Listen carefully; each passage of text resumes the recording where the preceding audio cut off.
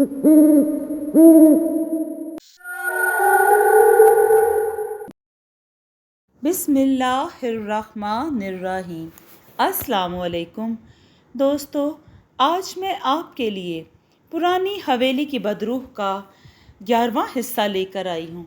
लेकिन कहानी शुरू करने से पहले आप सब दोस्तों से गुजारिश है, अगर आप मेरे चैनल पर नए हैं, अभी तक आपने मेरा चैनल सब्सक्राइब नहीं किया, तो इसे सब्सक्राइब कर लीजिए और बेल आइकन को ऑल पे कर लें, ताकि दिलचस्प और बेहतरीन कहानियों का जो ये सिलसिला है बर वक्त आप तक पहुंचता रहे। जैसे ही इंस्पेक्टर का बाजू झटका, इंस्पेक्टर गायब हो गया। ये देखकर होटल मैनेजर और दोनों सिपाही पत्थर के बुत से बनकर रह गए। इनकी आंखों में दहशत ही दहशत थी। पाताली गजबनाक हो चुकी थी। इसने दोनों सिपाहियों को भी हाथ के इशारे से गायब कर दिया। अब वहाँ सिर्फ मैनेजर रह गया था। वो पाताली के कदमों में गिर पड़ा, गिड़गिड़ा के बोला, देवी, मुझे क्षमा कर दो, मैं नहीं आना चाहता था। थानेदार मुझे ज़बरदस्ती साथ लाया था। पाताली ने कहा, उठो, मैं तुम्हें कुछ नहीं कहूँगी। मैनेजर बेचारा हाथ बांधकर खड़ा हो गया। वो थर थर काँप रहा था। इसके मुंह से बात नहीं निकल रही थी। पाताली ने कहा, जाओ। मैनेजर काँपता हुआ कमरे से निकल गया। पाताली ने मेरी तरफ देखा और बोली, ये पुलिस वाले अपने आप को न जाने क्या समझते हैं। मैं इनकी खसलत को अच्छी तरह जानती हूँ। ये कमज़ोर को देखकर इस पर जुल्म करने लगते हैं। अब ये इंस्पेक्टर कभी किसी कमज़ोर पर जुल्म नहीं कर सकेगा। मैंने पूछा, ये सिपाही और इंस्पेक्टर गायब होकर कहाँ गए हैं? पाताली ने कहा, यहाँ से सैकड़ों मील दूर इस वक्त राजस्थान के सहराओं में भटकते फिर रहे होंगे। फिर कहने लगी, अब मेरा दिल यहाँ से बेजार हो गया है। मैंने कहा, मेरा भी यहाँ रहने को अब दिल नहीं चाह रहा। मेरा ख्याल है हमें किसी दूसरे होटल में चले जाना चाहिए। हम इसी वक्त होटल छोड़कर बाहर आ गए। मैनेजर वगैरह की जुर्रत ना हुई कि हमसे पूछता कि हम कहाँ जा रहे हैं और क्यों जा रहे हैं। हमने टैक्सी ली और एक दूसरे बड़े होटल में आ गए। इस होटल में हमने एक ही दिन गुजारा था कि सूरज गरूब होने के बाद दुर्गा की बदरू जाहिर हो गई। हम इस वक्त होटल के स्विमिंग पूल के पास आरामदेह कुर्सियों पर बैठे हुए थे। दुर्गा की बदरू को देखते ही पाताली उठ खड़ी हुई। दुर्गा मैया, दुर्गा ने कहा, मैं जिस चीज़ का सुराख लगाने गई थी, इसका सुराख लगा लिया है। फिर वो भी मेरे पास आकर आरामदेह कुर्सी पर बैठ गई और कहने लगी, मुझे बदरूहों की सरदारनी मालिनी ने वो जगह बता दी है जहाँ नतालिया ने अपनी खोपड़ी छुपाई हुई थी। अब हमें वहाँ जाना होगा। पाताली ने पूछा, वो जगह कौन सी है? दुर्गा कहने लगी, यहाँ से जनूब की तरफ लटका के मुल्क में करोना पली का घना जंगल है। इस मुल्क में एक बौद्ध मठ है जहाँ भिक्षु लोग दिन रात तपस्या करते हैं। इस बुद्ध मन के पास एक टीला है। इस टीले में एक गार है। इस गार में 3 अंधेरी कोठड़ियाँ हैं। तीसरी कोठड़ी में एक लोहे का संदूक पड़ा हुआ है। नतालिया की खोपड़ी इस संदूक के अंदर है। पाताली ने पूछा, दुर्गा मैया, वहाँ कौन कौन सी बदरूहें पहरा देती हैं? दुर्गा ने कहा, वहाँ 3 बदरूहें हर वक्त पहरा पर मौजूद रहती हैं। इन पर काबू पाना हमारे बस में नहीं है। नतालिया की ये सबसे ख़तरनाक बदरूहें हैं। तो फिर हम गार में कैसे दाखिल होंगे? पाताली ने पूछा। दुर्गा ने जवाब दिया, इन बदरूहों का तोड़ मैं मालिनी से ले आई हूँ। वो क्या है दुर्गा मैया? पाताली ने सवाल किया। दुर्गा ने कहा, वो मैं तुम्हें इस वक्त बताऊंगी जब हम गार के करीब जंगल में पहुंच जाएंगे। पाताली कहने लगी, हमें इस वक्त मुल्क लंका की तरफ जाना होगा। दुर्गा मैया ने कहा, नहीं, हम शाम के वक्त चले तो रात को पहुंचेंगे। हम कल सुबह के वक्त यहाँ से निकलेंगे। میں صبح آؤں گی تو تم تیار رہنا۔ اس کے بعد درگا چلی گئی۔ دوسرے دن صبح کے وقت ہمارے کمرے میں پہنچ گئی اور کہنے لگی، کیا تم لوگ تیار ہو؟ پاتالی نے کہا، میں تیار ہوں۔ میں نے کہا، میں بھی تیار ہوں۔ درگا نے مجھ سے مخاطب ہو کر کہا، تم وہ انگوٹھی نکال کر پہن لو۔ عین اسی وقت ہوٹل بوائے ناشتے کے بل پر میرے دستخط کروانے کے لیے کمرے میں آ گیا۔ درگا بدروح کو وہ نہیں دیکھ سکتا تھا کیونکہ وہ غائب تھی۔ میں اور پاتالی ابھی غائب نہیں ہوئے تھے۔ پاتالی نے بل پر دستخط کرنے کی بجائے پرس میں سے 1000 روپے کا نوٹ نکال کر بل کے ساتھ رکھ دیا اور ہوٹل بوائے سے کہا، ہم جا رہے ہیں۔ یہ کل کے ناشتے، رات کے کھانے اور دوپہر کے کھانے اور آج صبح کے ناشتے کا بل ہے۔ ہوٹل بوائے نے کہا، میں ابھی باقی پیسے لے کر آتا ہوں۔ ہوٹل بوائے حیران سا ہو کر رہ گیا تھا کیونکہ اسے کافی ٹپ مل رہی تھی، یعنی پاتالی نے اسے کہا تھا کہ باقی پیسے وہ رکھ لے۔ میں نے انگوٹھی نکال کر پہن لی اور ایک دم سے غائب ہو گیا۔ ہوٹل بوائے کی ہماری طرف پیٹھ تھی۔ اس کے بعد پاتالی بھی غائب تھی۔ اسی لمحے ہوٹل بوائے نے پیچھے مڑ کر دیکھا، بیگم صاحب، وہ کچھ پوچھنا چاہتا تھا۔ جب اس نے دیکھا کہ ہم دونوں میں سے کمرے میں کوئی نہیں ہے تو وہ صرف حیران نہیں، دہشت زدہ بھی ہو گیا تھا۔ ہم کمرے سے نکل گئے۔ میں درگا کو بھی دیکھ رہا تھا اور پاتالی کو بھی غائبی حالت میں دیکھ رہا تھا۔ وہ مجھے غائبی حالت میں بھی دیکھ سکتے تھے۔ اب ہم ہوا میں اڑ رہے تھے۔ ہماری رفتار اتنی نہیں تھی جتنی روہنی کی پرواز کرتے ہوئے ہوا کرتی تھی۔ اس کے باوجود ہم کافی تیز رفتار سے پرواز کر رہے تھے۔ ہمارا رخ ہندوستان کے جنوب کی طرف تھا۔ سری لنکا کا ملک ہندوستان کے جنوب میں واقع تھا۔ ہم آہستہ آہستہ فضا میں کافی بلندی پر آ کر پرواز کر رہے تھے۔ نیچے ہندوستان کے شہر، دریا، پہاڑ اور جنگل نظر آ رہے تھے۔ پھر ہم پر بارش کی بوندیں برسنے لگیں۔ پاتالی نے کہا، بارش ہو رہی ہے۔ میں نے کہا، میں بھی بھیگ رہا ہوں۔ پاتالی نے کہا، درگا میاں، ہم بادلوں کے اوپر سے جا رہے ہیں۔ اور میں غور کرنے لگا کہ ہم اور زیادہ آہستہ آہستہ اوپر کو چلے جا رہے تھے اور پھر بادلوں کے اوپر آ گئے۔ بادلوں کے اندر سے گزرتے مجھے دھچکے بھی لگے اور بادلوں کے اوپر دھوپ نکلی ہوئی تھی۔ اسی طرح ہم بھارت کی جنوبی تکون کو عبور کر کے سری لنکا اور انڈیا کے درمیان سمندر ہے جس کی لمبائی تقریباً 25-30 میل ہوگی۔ جب سمندر اور لنکا انگریزوں کے قبضے میں تھا تو مسافر اس سمندر کی تکون کے آخر میں ساحلی شہر دھنش کوڑی کا تک ٹرین میں سفر کرتے تھے۔ دھنش کوڑی سے ایک چھوٹے سے سمندری جہاز میں سوار ہو کر لنکا کے شمالی ساحل کی چھوٹی سی بندرگاہ نالی منار پہنچے تھے۔ وہاں ایک ٹرین کولمبو جانے کے لیے تیار تھی۔ ہم بھی مسافروں کے ساتھ بیٹھ گئے۔ ایک دن کے سفر کے بعد ٹرین کولمبو پہنچ جاتی تھی۔ پھر ہم سری لنکا کے ملک کی فضا میں داخل ہوئے تو آسمان بادلوں میں چھپا ہوا تھا۔ چونکہ بارش نہیں ہو رہی تھی اس لیے ہم بادلوں کے اوپر پرواز کرنے کی بجائے بادلوں کے نیچے زمین سے کافی بلندی پر اڑ رہے تھے۔ مجھے نیچے ناریلوں کے جھنڈ دکھائی دے رہے تھے۔ ان جنوبی علاقوں میں ناریل کے بہت زیادہ درخت پائے جاتے تھے۔ ہمارے آگے آگے درگا بدروح پرواز کر رہی تھی۔ اس کے پیچھے میں اور پاتالی اڑ رہے تھے۔ کافی دیر تک جنگلوں کے اوپر پرواز کرنے کے بعد درگا ایک جگہ پہنچنے کے بعد نیچے اترنا شروع ہو گئی۔ ہم بھی اس کے ساتھ ساتھ نیچے آنے لگے۔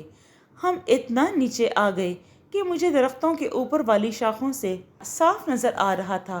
کچھ دور تک ہم اسی طرح درختوں سے 150 فٹ کی بلندی پر پرواز کرتے چلے گئے۔ درگا نے اشارہ کرتے ہوئے پاتالی سے کہا، یہاں ایک دریا بہتا ہے، हम दरिया के दूसरे किनारे पर उतर जाएंगे। ये कहकर वो मशरिक की जानिब उड़ने लगी। दरख्त हमारे नीचे से तेज़ी से पीछे को जा रहे थे। फिर नीचे एक दरिया दिखाई देने लगा। दरिया की चौड़ाई ज़्यादा नहीं थी मगर साफ नज़र आ रहा था। इसके पानी की रफ्तार काफ़ी तेज़ है। दरिया में कई चट्टानें भी हैं जिनके साथ दरिया की मौजें आकर बहुत टकराती हैं। हम दुर्गा के पीछे पीछे चलने लगे। हम गायब थे मगर इस तरह चल रहे थे जिस तरह आम इंसान चला करते हैं, लेकिन वज़न कम हो जाने की वजह से मेरे पाँव जैसे अपने आप उठ रहे थे। ये भी अजीब किस्म का तजर्बा था कि मेरे पाँव अब ज़मीन पर अच्छी तरह टिक नहीं रहे थे। इस तरह आदमी ख्वाब में चला करता है। रास्ते में एक छोटा सा पहाड़ी नाला आया। हम इसके ऊपर से गुज़र गए। इसके बाद दरख्तों के झुंड आ गए। इनके आगे ज़मीन से बाहर निकली हुई 3-4 चट्टानें थीं जिन पर बारिश के रंगारंग पौधे निकले हुए नज़र आ रहे थे। हम मुठ के पहलू से होकर गुज़र गए। मुठ पर गहरी खामोशी छाई हुई थी। मुठ के पीछे कुछ फासले पर एक टीला नज़र आया जो जंगली झाड़ियों और दरख्तों से ढका हुआ था। दुर्गा वहीं रुक गई। कहने लगी, पाताली, यहाँ से आगे नतालिया की इन बदरूहों की सरहद शुरू हो जाती है जो इसकी खोपड़ी की हिफाजत करती है। ये कहकर दुर्गा हमें पीछे इस जगह से ले आई जहाँ मुठ में तपस्या करने वाले बुद्ध भक्षों ने एक झोंपड़ी बना रखी थी। झोंपड़ी के पीछे घना जंगल था जहाँ एक छोटा सा पहाड़ी नाला बह रहा था। इस नाले के किनारे एक जगह स्याह चट्टान काले के ऊपर झुकी हुई थी। दुर्गा हमें इस चट्टान के पास ले आई। इस चट्टान के नीचे एक कुदरती शगाफ बना हुआ था। पाताली ने कहा, दुर्गा मैया, मैं आपकी बदौलत आपकी हिदायत के मुताबिक काम करूंगी। दुर्गा ने 1 मिनट तक कोई जवाब ना दिया। फिर बोली, पाताली, अब जो कुछ करना है तुम्हें ही करना है। ये किस कदर ख़तरनाक था। तुम्हें किस कदर एहतियात से ये काम करना होगा, तुम्हें इसका अंदाज़ा नहीं है। पाताली ने कहा, दुर्गा मैया, आपकी हिदायत के मुताबिक करूँगी। अगर यह मेरी जान भी चली जाए तो परवाह नहीं। आप ज़रूर ये सोच रहे होंगे कि बदरूहें तो पहले ही मर चुकी होती हैं, यानी मरे हुए काफरों की बदरूहें होती हैं, फिर ये दोबारा कैसे मर सकती हैं। ये वजीफ़ा एक बार रोहनी ने समझाया था। इन बुत परस्तों का अकीदा है कि अगर अपने बुरे कामों की वजह से कोई बुत परस्त औरत या मर्द मरने के बाद बदरूह बन जाता है तो वो आधा ज़िंदा होता है और आधा मरा हुआ। तो इस बदरूह की राख 1000 साल तक जंगलों, मैदानों, दरियाओं, समंदरों में जहाँ जहाँ इसके ज़र्रे जाते हैं भटकती रहती है। 1000 साल गुजर जाने के बाद भी एक राख एक बार फिर इकट्ठी होकर बदरूह की शक्ल बना लेती है और दोबारा भटकने लगती है। अजीब मुज़हका ख़ेज़ और खुराफात का फ़लसफ़ा है, मगर बुतों को पूजने वाले काफिर इस फ़लसफ़े पर यकीन रखते हैं। पाताली ने कहा, दुर्गा मैया, मैं मरूंगी नहीं। अगर मरना ही पड़ गया मुझ पर विश्वास रखो। मैं नतालिया की खोपड़ी के 2 टुकड़े करके दोनों टुकड़े आपको देकर मरूंगी। दुर्गा ने कहा, शाबाश, मैं यही चाहती हूँ। अब जो मंत्र मैं तुम्हें बताने वाली हूँ इसको गौर से सुनो। मेरे सामने आकर बैठ जाओ। पाताली दुर्गा के सामने बैठ गई। दुर्गा ने इसके माथे पर अपनी उंगलियां रख दी और कहा, इसको गौर से सुनो। मैं जो अल्फाज पढ़ूंगी, जो भी मंत्र बोलूं, तुमने इसे अपने दिल में दोहराते जाना है। इसके बाद खामोशी छा गई। मैं दुर्गा बदरूह की तरफ देख रहा था। इसके होंठ आहिस्ता आहिस्ता हिल रहे थे। वो दिल ही दिल में कोई ख़ास मंत्र पढ़ रही थी जो पाताली के दिमाग में दुर्गा की उंगलियों के ज़रिए मुंतकिल हो रहा था। पाताली ने कहा, सुन लिया है दुर्गा मैया, میں نے سارا منتر سن لیا اور اچھی طرح سے یاد بھی کر لیا ہے۔ درگا بدروح کہنے لگی، آج آدھی رات کے وقت تم یہاں سے نکل کر ٹیلے کی طرف جاؤ گی اور اس منتر کو پڑھ کر دائیں بائیں اور آگے پھونکتی جاؤ گی۔ اس منتر کا یہ اثر ہوگا کہ بدروحیں تمہیں دیکھ نہیں سکیں گی اور نہ تمہاری سانس کی آواز سن سکیں گی اور نہ تمہارے جسم سے نکلنے والی بدبو سونگھ سکیں گی۔ یہ بدروحوں کی مہارانی کا خاص منتر ہے جو مالنی نے مجھے خاص طور پر دیا ہے۔ اس طرح تم غار میں داخل ہو جاؤ گی۔ غار کے اندر تم تیسری کوٹھڑی کے پاس جا کر اس کے دروازے کے دائیں بائیں یہی منتر پڑھ کر پھونکو گی۔ پھر تم کوٹھڑی میں داخل ہو جاؤ گی۔ کوٹھڑی کے اندر کونے میں وہ صندوق پڑا ہے جس میں نتالیا کی کھوپڑی بند پڑی ہے۔ تم صندوق پر بھی یہی منتر پڑھ کر پھونکو گی اور بند صندوق میں ہاتھ ڈال کر اندر سے نتالیا کی کھوپڑی نکال لو گی۔ یہ بڑا نازک لمحہ ہوگا۔ اگر تم سے ذرا سی بھی غلطی ہو گئی یا اگر تم ذرا سی بھی لڑکھڑا گئیں تو یاد رکھو تم جل کر خاک ہو جاؤ گی، لیکن اس کے ساتھ ہم نتالیا کے آسیب کی قید سے روہنی کو بھی کبھی چھڑا نہیں پائیں گے۔ پاتالی نے کہا، درگا میاں آپ بے فکر رہیں، میں نہ لڑکھڑاؤں گی اور نہ کوئی غلطی کروں گی۔ درگا کہنے لگی، تمہیں کھوپڑی کو صندوق میں نکالنے کے بعد ایک لمحے کا انتظار کیے بغیر فوراً اس کے 2 ٹکڑے کر دینا ہوں گے۔ کھوپڑی کے ٹوٹتے ہی تمہیں آسیبی بدروحوں کی ڈراؤنی آوازیں سنائی دیں گی۔ ہر طرف چیخو پکار مچ جائے گی۔ ڈراؤنی شکل والی بدروحیں تم پر حملہ کر دے گی مگر تمہیں کچھ بھی نہیں ہوگا۔ تم مالنی کا منتر پڑھ کر پھونکتی جاؤ گی اور کھوپڑی کے ٹکڑے لے کر غار سے باہر آ جاؤ گی اور سیدھی ہمارے پاس پہنچو گی۔ یہاں آ جانے کے بعد سب چیخو پکار اور ڈراؤنی آوازیں ہمیشہ کے لیے ختم ہو جائیں گی۔ پاتالی بڑے غور سے سن رہی تھی۔ جب درگا نے اپنی بات ختم کی تو کہنے لگی، ایسا ہی ہوگا درگا میاں۔ میں دل میں سوچ رہا تھا کہ کاش ایسا ہی ہو۔ اگر ایسا نہ ہوا تو پھر کیا ہوگا؟ روہنی کو نتالیا کے آسیب سے تو کوئی بھی نہیں چھڑا سکے گا اور اگر وہ آزاد نہ ہوئی تو میں نتالیا کے آسیب کی زد میں ہی رہوں گا۔ مجھے اکیلا پا کر کسی وقت بھی مکاری سے میرا تعویذ حاصل کر کے مجھے پھر سے اٹھا کر لے جائے گی اور اس بار میں اس کی قید میں چلا گیا تو پھر سوائے خدا کی ذات کے مجھے کوئی اس قید سے نہیں نکال سکے گا۔ ہم سارا دن غیبی حالت میں چٹان کے شگاف یا کھو کے اندر بیٹھے رہے۔ سورج غروب ہو گیا۔ جنگل میں شام کا اندھیرا چھا گیا۔ اس کے بعد یہ اندھیرا رات کی تاریکی میں بدل گیا۔ جنگل میں ایسی خاموشی چھا گئی کہ مجھے بھی اس خاموشی سے خوف محسوس ہو رہا تھا۔ ان 2 خطرناک بدروحوں میں گرا ہوا خاموش بیٹھا رہا اور سوچنے لگا کہ فیروز، تمہارے ساتھ یہ کیا ہو گیا ہے؟ نہ تم ویران محل میں آسیبی مرتبان کو کھولنے کی حماقت کرتے اور نہ آج اس حالت کو پہنچتے اور نہ ان بدروحوں کے چنگل میں پھنستے، مگر مجھ سے یہ حماقت سرزد ہو گئی تھی اور اب میں اس سزا کو بھگت رہا تھا۔ پاتالی 1-2 سیکنڈ خاموش رہی۔ درگا میاں، میں نے منتر 3 بار دہرا لیا ہے جیسا کہ آپ نے کہا تھا۔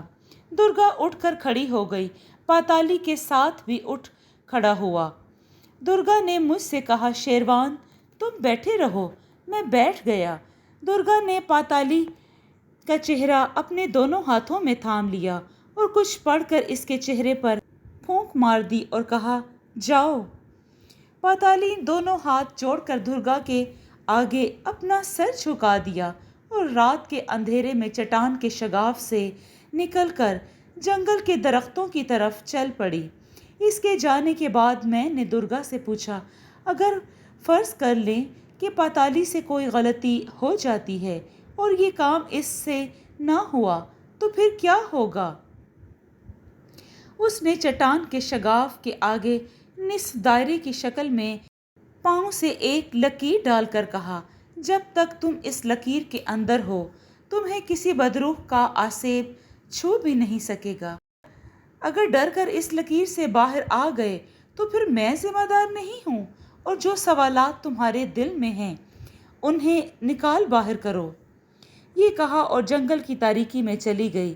میں اپنی بات اپنے دل میں ہی پھر دبا کر بیٹھ گیا۔ میں وہاں اکیلا بیٹھا رہا، دل میں طرح طرح کے خیال آتے رہے۔ نہ جانے کتنا وقت گزر گیا، گھڑی میرے پاس نہیں تھی۔ جنگل پر ایک وحشت ناک خاموشی چھائی ہوئی تھی۔ اچانک اندھیرے میں نے درگا کو اپنی طرف آتے دیکھا۔ وہ تیز تیز قدموں سے نہیں بلکہ زمین سے 2 فٹ بلند ہو کر اندھیرے میں تیرتی ہوئی میری طرف آ رہی تھی۔ چٹان کے شگاف میں آ کر میرے پاس شگاف کے کنارے پر کھڑی ہو گئی اور کہنے لگی، میں نے پاتالی کو بدروحوں کے علاقے میں داخل ہوتے دیکھ لیا ہے۔ وہ بالکل ٹھیک کام کر رہی ہے۔ مالنی کے منتر نے پورا اثر دکھایا ہے۔ میں نے کہا، درگا تمہیں پاتالی کے ساتھ جانا چاہیے تھا۔ اس نے کہا، ہم بدروحوں کی بھی ایک حد ہوتی ہے، ہم اس حد کے اندر نہیں جا سکتی۔ میں نے کہا، لیکن اگر پاتالی تمہاری غلام بدروح جا سکتی ہے تو پھر تم کیوں نہیں؟ درگا نے کہا، یہ تم نہیں سمجھو گے۔ اس کو سمجھنے کے لیے تمہیں خود بدروح کی شکل میں جنم لینا ہوگا۔ میں نے بے اختیار کہا، خدا اس عذاب سے مجھے اپنی پناہ میں رکھے۔ درگا کہنے لگی، تم مسلمانوں کی یہ بات بھی مجھے پسند ہے کہ تم ہر لمحے اپنے خدا کو یاد رکھتے ہو اور اس کی پناہ مانگتے ہو۔ میں کچھ کہنے لگا تو درگا نے سرگوشی کی، شش، خاموش۔ میں کچھ کہتے کہتے چپ ہو گیا۔ درگا نے کوئی آواز سنی تھی جو میں نہیں سن سکا تھا، لیکن اس کے بعد جو آواز آئی وہ میں نے بھی سنی۔ یہ آواز ایسی تھی جیسے کوئی جوالا مکھی پھٹ پڑا ہو۔ ایک دھماکہ تھا، ایسا دھماکہ جس سے چٹان کو ایسے ہلا دیا ہو جیسے بھیانک زلزلہ آیا ہو۔ درگا نے کہا، گھبرانا مت شیروان، پاتالی نے نتالیا کے آسیب پر حملہ کر دیا ہے۔ میں بھی اپنی جگہ سے ہل گیا تھا مگر اپنے حواس کو پوری طرح قابو رکھے ہوئے تھا۔ خوفناک دھماکے کے بعد جنگل میں ایک گہرا سناٹا چھا گیا تھا۔ پاتالی پیچھے مت ہٹنا، میں تمہارے ساتھ ہوں۔ اس چیخ کے بعد ایک بار پھر گہری خاموشی چھا گئی۔ چند سیکنڈ کے بعد جنگل میں سے پاتالی کی آواز سنائی دی، درگا میاں، میں نے کام کر دیا ہے۔ درگا کے حلق سے خوشی کی چیخ بلند ہوئی، پاتالی، پاتالی! دوسرے لمحے پاتالی ہمارے سامنے کھڑی تھی۔ اس کے بال بکھرے ہوئے تھے، آنکھوں میں وحشت برس رہی تھی۔ اس کے دونوں ہاتھ درگا کے آگے کر دیے۔ اس کے ایک ہاتھ میں کھوپڑی کا ایک ٹکڑا اور دوسرے ہاتھ میں دوسرا ٹکڑا تھا۔ درگا نے خوش ہو کر پاتالی کا منہ چوم لیا۔ یہ سن کر کہ نتالیا بدروح کی کھوپڑی ہے، میری جان میں جان آ گئی۔ شیروان، تمہیں مبارک ہو، نتالیا بدروح کی لعنت سے ہمیشہ ہمیشہ کے لیے تمہیں چھٹکارا مل گیا ہے۔ میں نے پاتالی اور درگا دونوں کا شکریہ ادا کرتے ہوئے پوچھا، مگر روہنی کہاں ہے؟ درگا نے کہا، اس کی فکر مت کرو، وہ بھی بہت جلد تمہارے پاس آ جائے گی۔ پھر درگا نے پاتالی سے کہا، اس راکھ کے اوپر مٹی ڈال دو۔ اس نے دونوں کھوپڑی کے دونوں ٹکڑوں کو آگ لگا دی اور پھر مٹی ڈالنے کا کہا۔ پاتالی نے راکھ پر مٹی ڈال دی۔ درگا نے میری طرف دیکھا، شیروان، تم بڑے خوش قسمت ہو کہ تمہیں ایک بدروح ہی نہیں بلکہ خطرناک بدروح کے آسیب سے نجات مل گئی ہے۔ میں دیکھ رہا تھا نتالیا کی کھوپڑی کے ٹکڑے हमेशा हमेशा के लिए राख बन गए थे, जिस पर मिट्टी डाल दी गई थी। मैंने कहा, क्या पुजारी रघु की बदरू से छुटकारा पाने के लिए तुम हमारी कोई मदद नहीं कर सकती? दुर्गा ने कहा, पुजारी रघु का मुकाबला करने के सिलसिले में मेरी कुछ मजबूरियां हैं, इसे तुम नहीं समझ सकोगे, ये मैं रोहिणी को बताऊंगी। मैंने कहा, मगर रोहिणी कहाँ है? वीरान महल में चलकर बताती हूँ, दुर्गा ने कहा। इसी रात हम श्रीलंका के करोनापली के जंगलों से निकलकर जयपुर की तरफ रवाना हो गए। हम वापस भी इसी तरह मुड़ आए थे जिस तरह गए थे, यानी हम हवा में प्रवास कर रहे थे। दुर्गा बदरू आगे आगे थी, मैं और पाताली पीछे थे। रात के अंधेरे ने छटना शुरू कर दिया। हम जयपुर के महल में पहुंच गए थे। मैंने कहा, अभी तो मुझे रोहिणी से भी मिलना है और रघु पुजारी से भी निजात हासिल करनी है।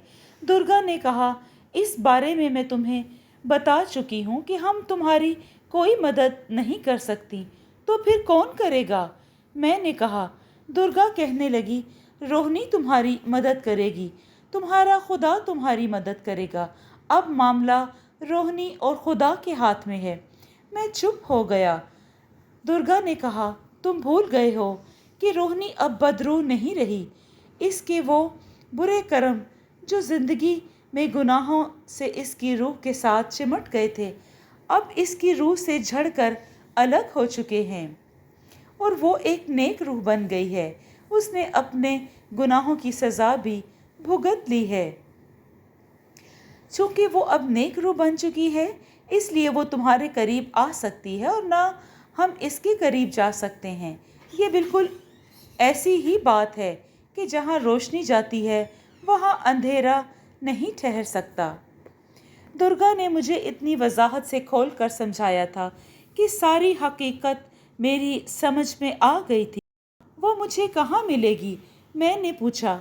दुर्गा ने कहा, मैं तुम्हें बाद में बताऊंगी कि रोहिणी तुम्हें कहाँ मिलेगी।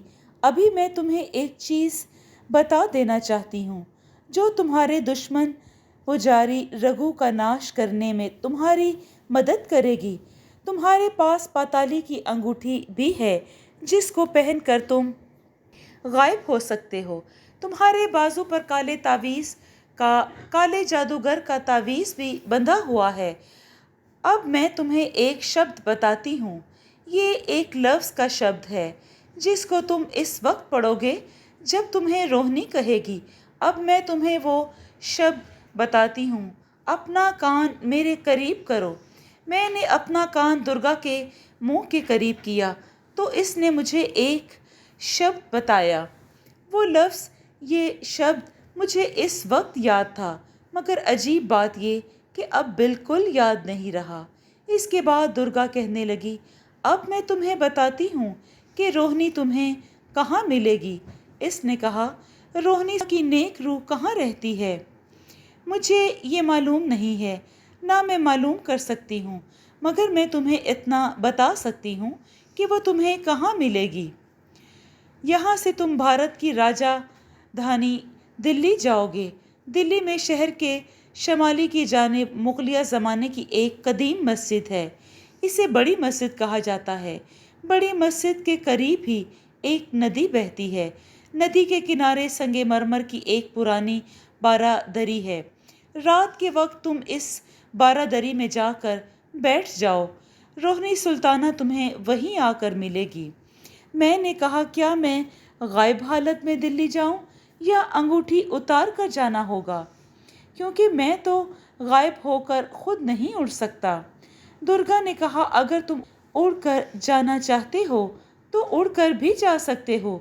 तुम्हें सिर्फ ये कहना होगा, मुझे दिल्ली ले चल, और पताली की अंगूठी का तिलिस्म तुम्हें हवा में उड़ाता हुआ दिल्ली पहुंचा देगा।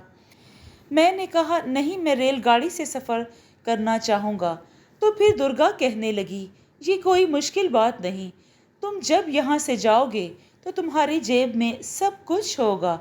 तुम जितने पैसे निकालना चाहोगे जेब में हाथ डालकर निकाल सकोगे। मैंने कहा, फिर मैं ट्रेन के ज़रिए ही सफ़र करूँगा। दुर्गा ने कहा, ठीक है, तुम रेलगाड़ी में ही सफ़र करना। अब सुबह होने वाली है, मेरा वापस जाने का वक्त आ गया है। पाताली भी मेरे साथ ही जाएगी। दुर्गा ने मुझसे हाथ मिलाया, कहने लगी, मैं तुम्हारे जिंदा इंसानों के तरीके से ही तुमसे जुदा होना चाहती हूँ। पाताली ने भी मुझसे हाथ मिलाया। वो मुस्कुरा रही थी, कहने लगी, शेरवान, तुम्हारे साथ मेरे बड़े अच्छे दिन गुजरे हैं। ख़ास तौर पर मॉडर्न होटलों में गुजारे हुए लम्हे मुझे हमेशा याद रहेंगे। मैंने मुस्कुराते हुए कहा, पाताली, ये दिन मुझे भी याद रहेंगे। मैं पाताली की अंगूठी के तिलिस्मी असर से ग़ैबी हालत में भी चल सकता था। ये बात अलग है कि चलते हुए मेरे जिस्म का बोझ 8 गुना कम हो जाता था और ज़मीन पर चलते हुए मेरे पाँव ज़रा इसी कोशिश के साथ ही ऊपर को उठ जाते थे और फिर बड़े आराम से ज़मीन पर पड़ते थे। पहले मैंने सोचा कि इसी तरह चलते हुए स्टेशन तक जाता हूँ, लेकिन फिर ख्याल आया कि स्टेशन काफ़ी दूर है, मुझे कोई टैक्सी किराया पर ले लेनी चाहिए। इसके बाद मैं टैक्सी के ज़रिए रेलवे स्टेशन पहुँचा। जयपुर का रेलवे स्टेशन बहुत ही रौनक वाली जगह थी। मालूम हुआ कि गाड़ी 2 घंटे के बाद चलेगी। ये मैंने आमदरोफ्त के बोर्ड पर पढ़ा। मैंने सोचा कि नाश्ता कर लेना चाहिए। इसके लिए मेरा असली हालत में आना ज़रूरी था। स्टेशन पर काफ़ी लोग थे। मैं इनके सामने ज़ाहिर नहीं होना चाहता था। मैं वेटिंग रूम के बाथरूम में चला गया। अभी मैं बाथरूम में दाखिल ही हुआ था कि एक मुसाफिर अंदर आ गया। उसने बाथरूम का दरवाज़ा बंद कर दिया और वो यही समझा कि बाथरूम खाली है, क्योंकि मैं उसे दिखाई तो दे नहीं रहा था। मैं एक तरफ होकर खड़ा हो गया। इस मुसाफिर ने जेब से पिस्तौल निकाला और इसमें गोलियां भरने लगा। मैं इसे देखता ही रह गया कि ये तो किसी को कत्ल करने वाला है। गोलियां भरकर इसने पिस्तौल जैकेट के अंदर जेब में रखा और आईने के सामने खड़े होकर अपना जायज़ा लिया और धीमी आवाज़ में अपने आप से कहा, सतप्रकाश, तुमने मेरी मोहब्बत पर डाका डाला है और मेरी महबूबा से शादी करके अब तुम हनीमून पर जाना चाहते हो, मगर मैं तुम्हें ज़िंदा नहीं छोड़ूंगा। इतना कहकर वो दरवाज़ा खोलकर गुस्ल खाने से बाहर निकल गया। न जाने क्यों मैंने इस वक्त दिल में फ़ैसला कर लिया कि मैं इस शख्स को किसी नई नवेली दुल्हन का सुहाग उजाड़ने नहीं दूंगा। मैं फिर इसी गैबी हालत में बाथरूम से निकल कर इस आदमी के पीछे चल पड़ा। ये सांवले रंग का घुंघरियाले बालों वाला आदमी था। उम्र 30-35 के दरमियान होगी। शक्ल से ही जराइम पेशा लगता था। ऐसे लगता था कि इसे किसी के इंतज़ार है। मैं भी गेट की तरफ देखने लगा। इतने में गेट पर एक रेशमी साड़ी में मलबूस लड़की एक सूटेड बूटेड नौजवान के साथ दाखिल हुई। एक मुलाजिम उनके साथ था जिसने 2 सूटकेस उठा रखे थे। ये नौब्याहता जोड़ा था। इसको देखते ही पिस्तौल वाला आदमी जल्दी से आड़ में हो गया। मैं समझ गया कि इसे इसी जोड़े का इंतज़ार था।